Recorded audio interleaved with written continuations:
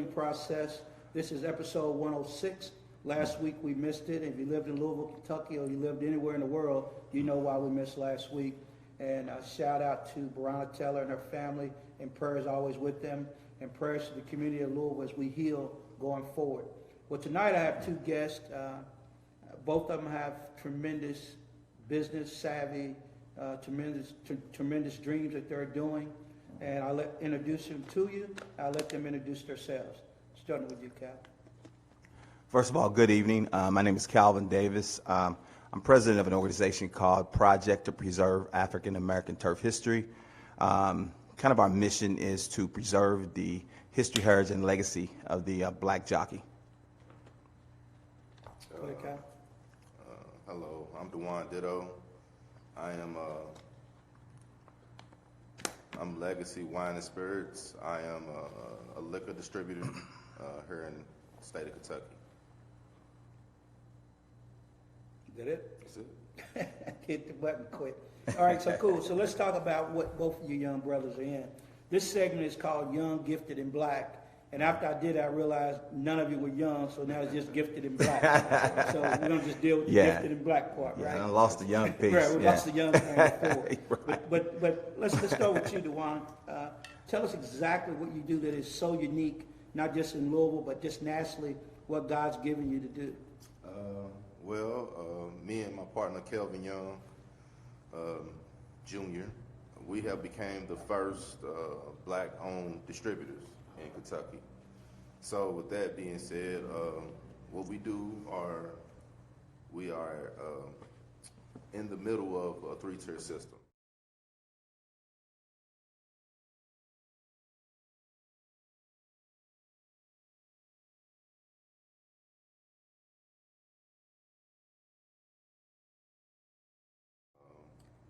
And then I guess, just not trying to mess it up for anyone going forward. Mm-hmm.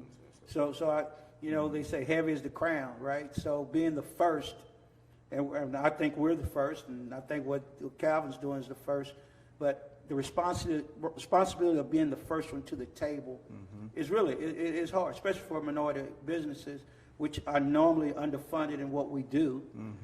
And that's an issue that we have to make young people conscious enough to know that it's never going to be enough money when you start something. No. That's correct. But you have to have enough dream to continue to do it. That's right. That's right. Would you agree on that? Dream and to be driven. I think sometimes a lot of things are hard and it'll make us quit. You know what I'm saying? You got to understand that if it's a bigger picture, you got to believe in the bigger goal that you have. So I think dreams are cool, but sometimes the rubber got to meet the road. Don't dream forever, but at the same time, make a conscious effort to make that dream a reality. Right. If I can add to that, I just think anytime you take on any new endeavor, just know you're going to probably receive more no's than yeses. But that's just a part of the walk that you have to take. But first, you got to believe in the product or the concept that you've laid forth to try to take to wherever you're taking it. So I would say, one, keep the vision, expect a no, but look for a yes, and then surround your people with people that are doing things. And I think when you do that, that's a strong recipe for success. So. And I agree. Just think what you need. Now tell us about what you do and the history that you're bringing forward. I've been doing this since 2007. Little did I know this thing would inflate and become what it's becoming. Back in 2007, we started an organization called PATH, and that's PPAATH, and that acronym stands for Project to Preserve African American Turf History, and turf being the racetrack.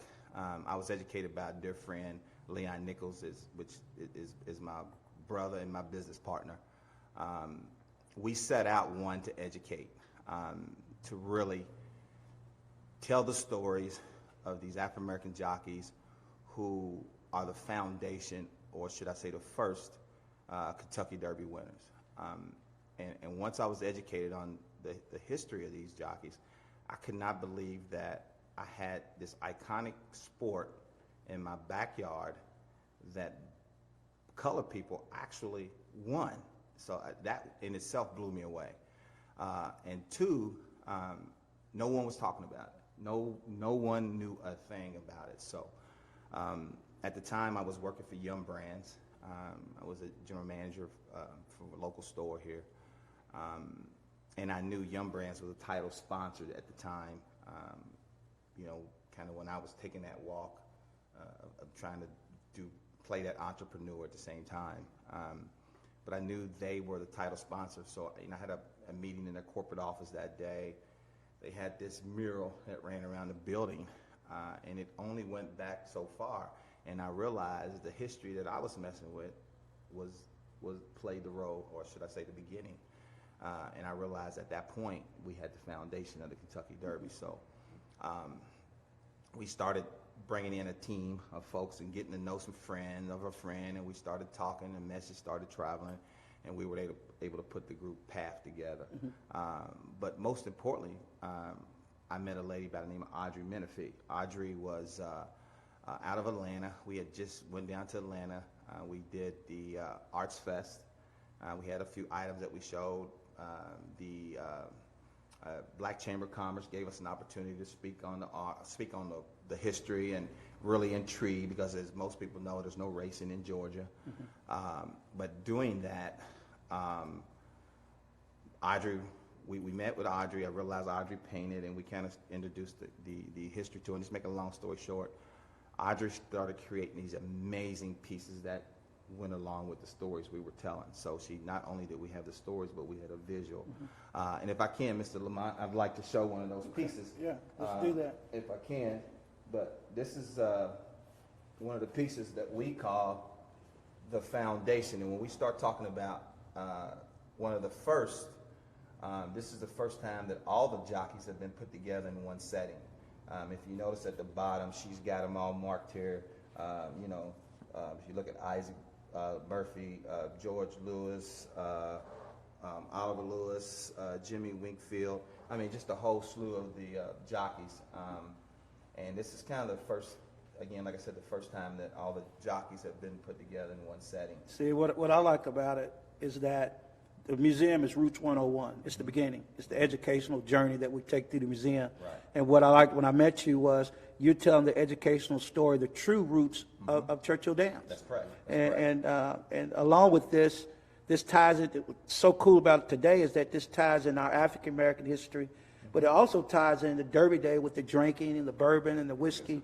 So both of you guys are really on a national level in what you're doing. Right. So it only makes sense that it all comes together. Exactly. And Dewan, what I was going to ask you about is that you're on a national footprint also, because what you're doing is bigger than Louisville, Kentucky. Yes. Tell us about the national footprint and the people that you're involved with. We have several partnerships with different brands. One being this black-owned brand, Guidance. It's out of Tennessee. We're really proud of it. Not only is it a great taste, it has a great story. Okay. At the same time, we are in business with a lady out of South Carolina, which is Local Choice, which is one of our products. We're in business with E40 / Earl Stevens, the rapper, out of Vallejo, California, which has been a very great product for us. And then we have Majesty Bourbon, and we're working on Joe Louis Bourbon. So we have a couple of things that not only we're proud of, because we are so new that we gotta really believe in our products, because we really can't take no bad backlash right now. But to be, I guess, really new, our portfolio is growing. Good. And the response, like even with you and October the 10th. That's right. Let's talk about that. Yes, Both of them. October 10th. I just thought it was perfect to bring his story to Roots 101. Good. With the backdrop of Guidance. Okay. So it was just October 10th, 6 to 9, tasting / education. You know what I'm saying? Good. It's free. All my events are free. Good. So from 6 to 9, just come and have a great time.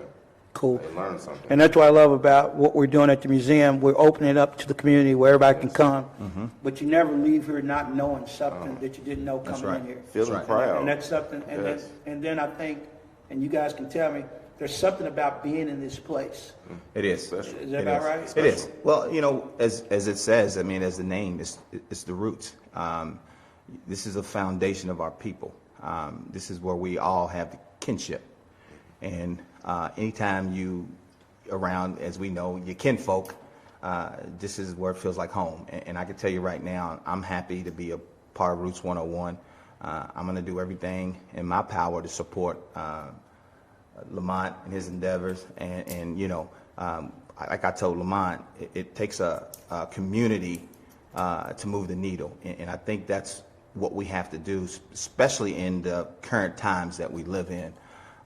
We're stronger together, and we will destroy each other apart. So I think we got to work together to move the needle, and we got to be prepared for the opportunities that will come before us. And one thing I want to jump back on and talk to you about, I can't wait till I got that image on one of those bottles, because see, this is what my thought is. We have to really take a hard look, and that's kind of what my organization has done, and my business partner. We set back and we bounce things off each other all the time.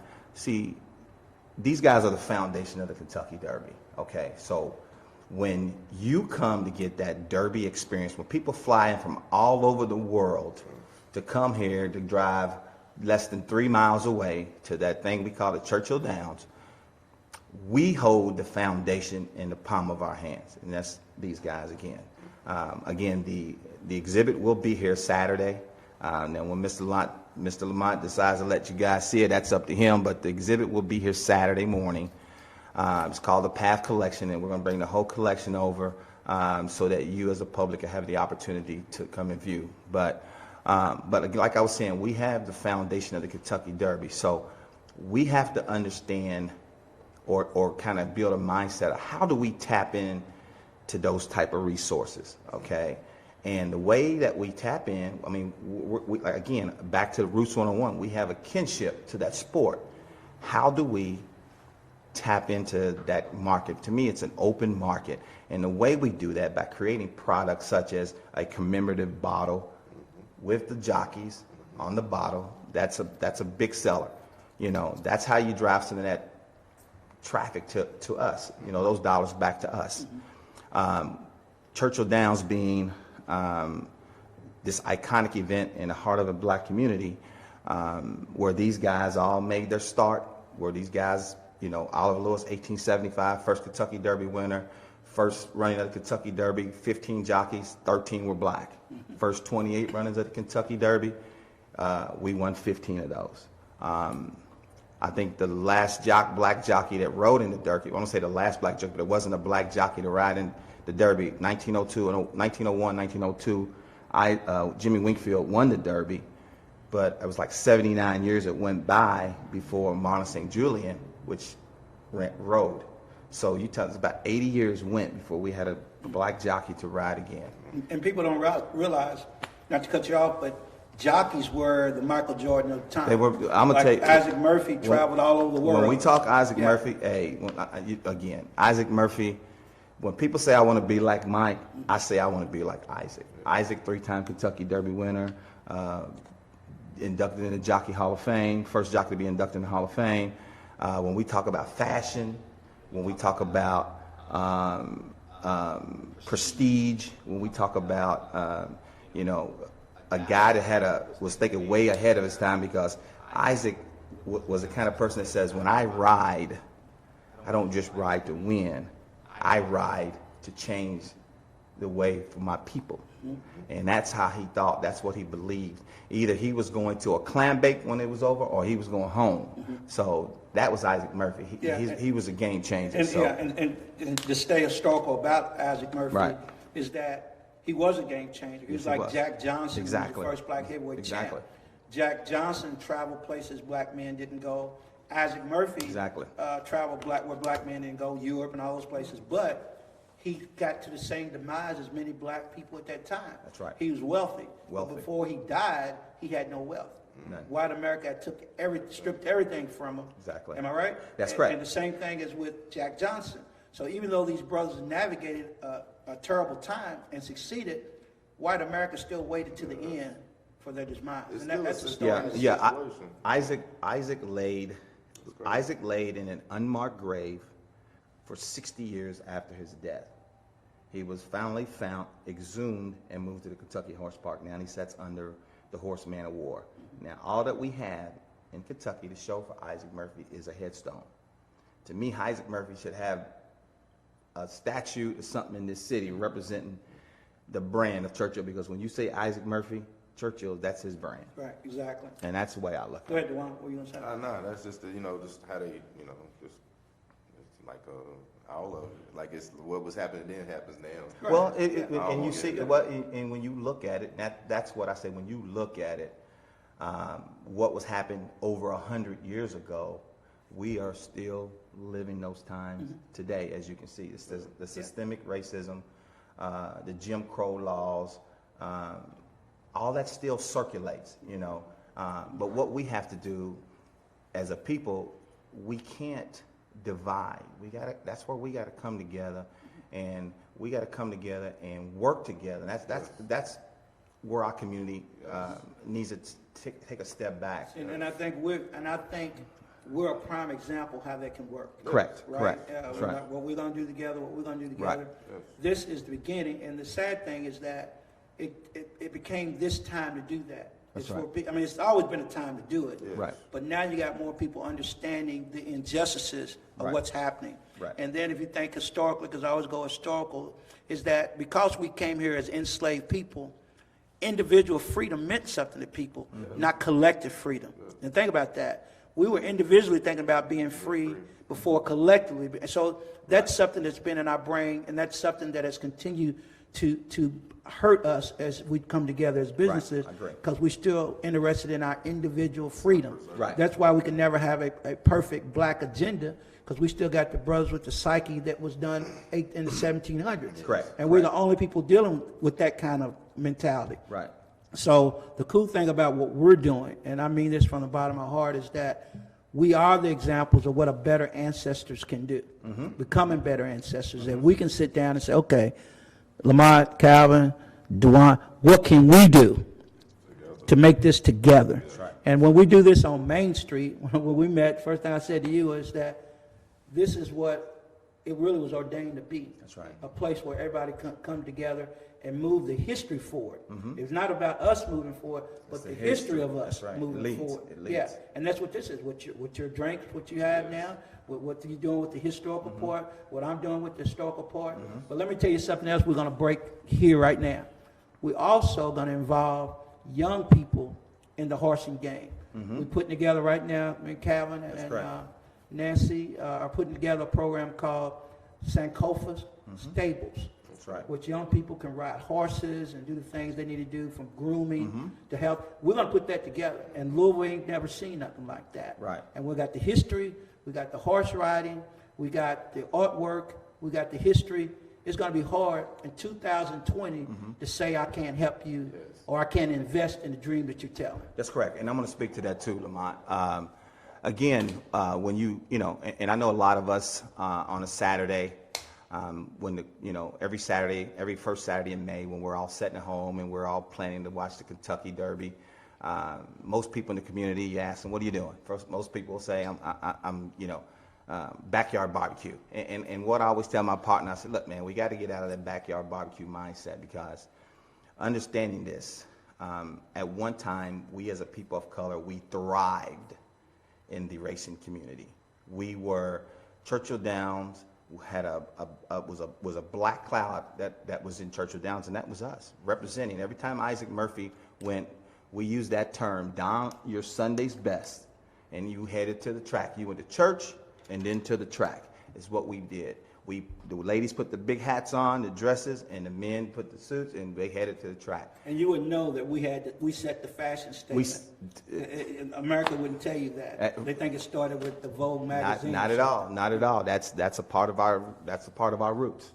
But like I was saying, when we look at racing today, when NBC holds 5 hours of coverage nonstop every year, been the highest viewership forever. I think this year's Super Bowl beat them out, but when you're looking at that programming, you realize I'm not connected here. I have no place there because why? You don't see you. And that's kind of what you and I are going to do with the nonprofit, Lamont, is we're going to reconnect a demographic that has a kinship, but we're going to open that gateway and we're going to bring them back. Yeah, we're not going to continue to be disconnected. Correct. And we're going to connect it Correct. together and not separate. That's If we right. connect it together, things are stronger. That's right. And that's what it's about. And then if other brothers come to the table and want to, or allies want to, but it has to be the economic engine to change our community. It can't be going to the table, sitting at the table, getting the same meal fed every time. We got to go to the table and change the recipe and change the menu at the table. Right. And that's what we're going to do at Roots 101. That's what we're going to do as partnership. And Calvin, Dewan, you've been sitting there, open up a bottle, and you have not asked anybody to go anything.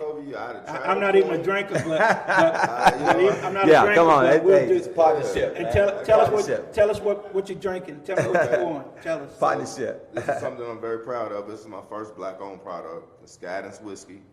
It's out of Tennessee. Okay. It is 80 proof. 80 proof. That's what I need to know. Yes, small batch. So it's. All right, brothers. It's a better thing. Yeah. Better thing. Let me hit it. Salute. And if I cough, you know why, because I'm not a drinker. Salute. Oh, I got to go to the water. Yeah. Got that right. So, well, if I can for a minute, guys, let me cut you off. But that's smooth. Yeah. It is. Good drink. If I can, real quick, I want to plug the museum here real quick. I want to tell everybody, Roots 101 is the place to be. You need to come out. You need to see what Lamont's got going on here. You need to come and see the Path collection. You need to get out. You need to come over here. You need to reconnect, get yourself educated, and let's move forward. It's hard to know where you're going when you don't know where you come from. That's a fact. Roots 101. Well, thank you for that commercial. We needed that. Yes. And while you're doing that, our cash app is Roots 101 AAM. Roots 101 AAM. And it's so hard to run a nonprofit, which but we just have to support. Don't go to Facebook and hit like. Go to Facebook and share some dollars. And that's what we have to do. Right. And, like I said, guys, it's as cheap as getting a burger from McDonald's. You get $5, $4, I understand times are hard. A lot of folks are off from work, but let's build into the foundation of us. That's what we need to do.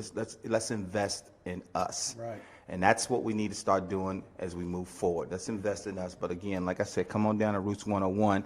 Also, if you get a chance, get on and you're online, go to www.ppaath.org. You can kind of see what my organization is doing. You can see some of the artwork, and then I'm gonna update tonight and put some pieces on there with Roots 101. It's a partnership as we move forward. And we will be able to have prints that you can buy from our gift shop. I mean, we're gonna do this thing on a whole different level.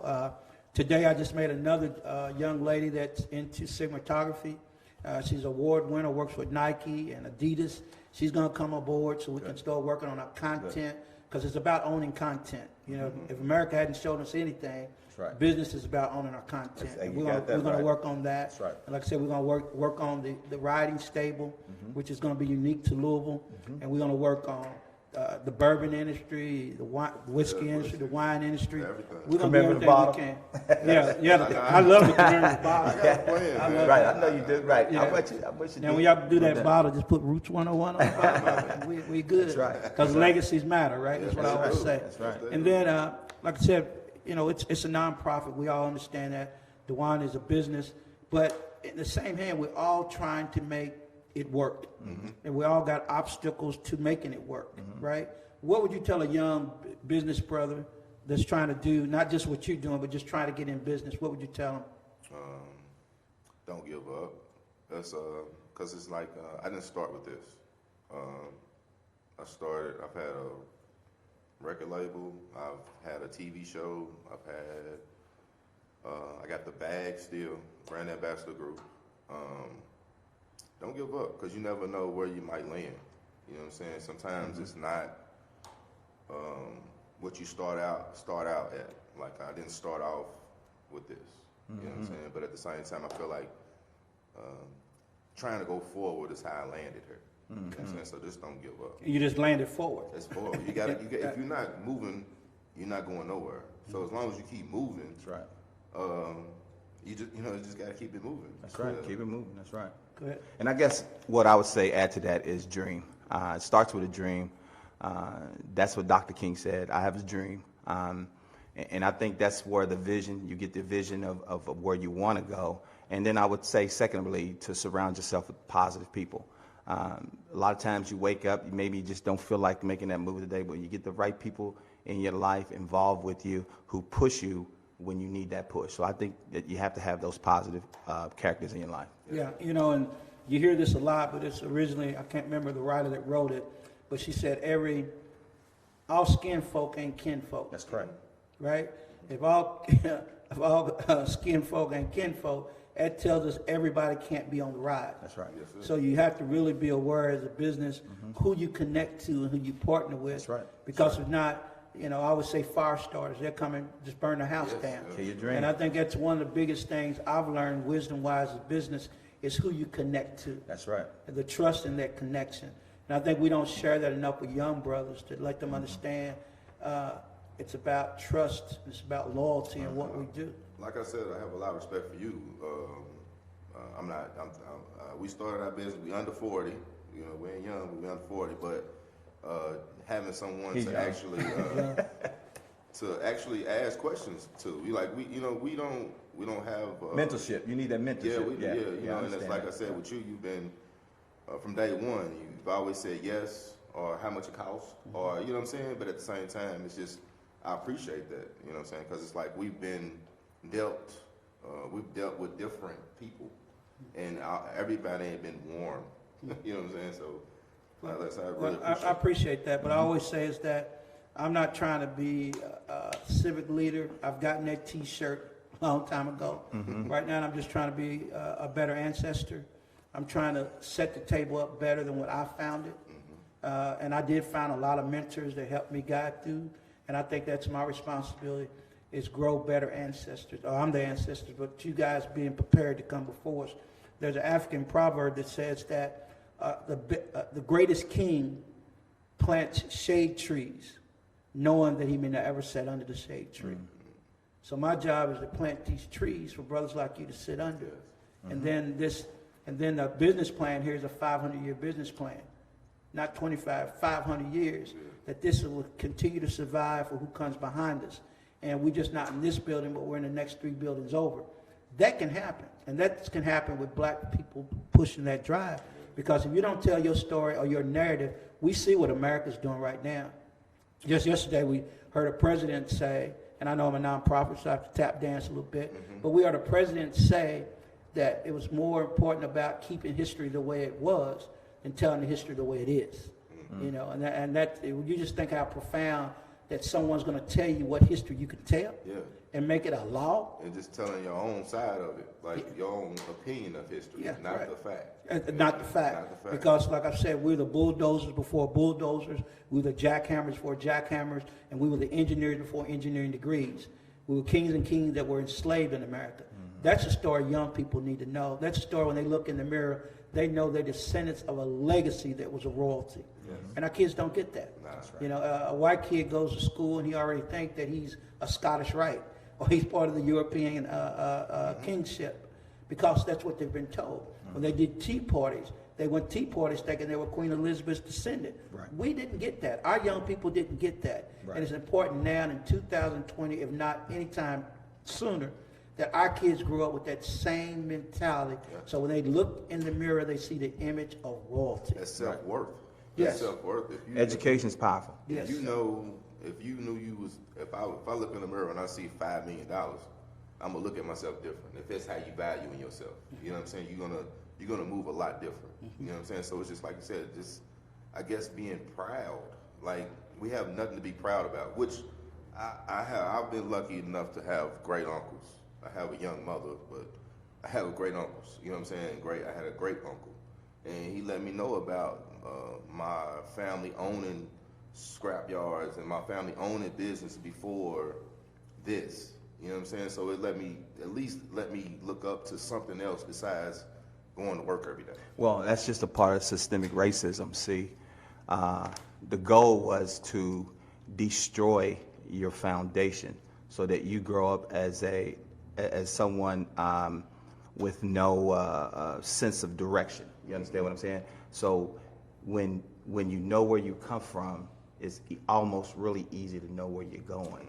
But when you have no sense of that, you're more like a wanderer. Yeah. And that's kind of what systemic racism has done to us. Mm-hmm.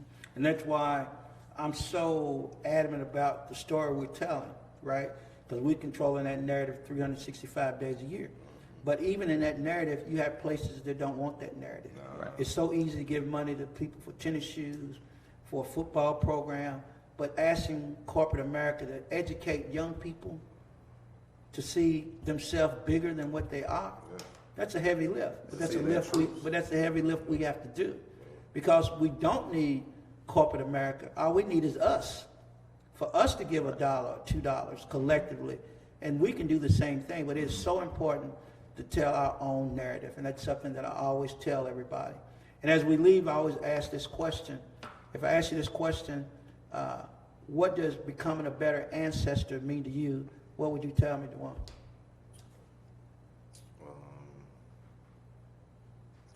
Well, me, I guess it's more about like my legacy as far as like my child, my name, doing good. Like, for instance, like being in a business where there is no other black person, what that looks like. And then if you look, like you said, if you look up in 200 years, my name and my business still thriving. Now that's personal, but at the same time, I feel like creating a whole jobs system, a whole new way of life for my family is something that I'm supposed to do. You know what I'm saying? So that this sounds very selfish, but I feel like I'm supposed to do that for my family. Well, you are, because historically, as kings and queens, it was all about inheritance. That's right. Even the Bible talks about inheritance. And as black people, we have to understand the importance of inheritance. Mm-hmm. So that's not being selfish. That's being correct in the way we should be living. Mm-hmm. Go ahead. Yeah, and I'm going to speak to more what you said.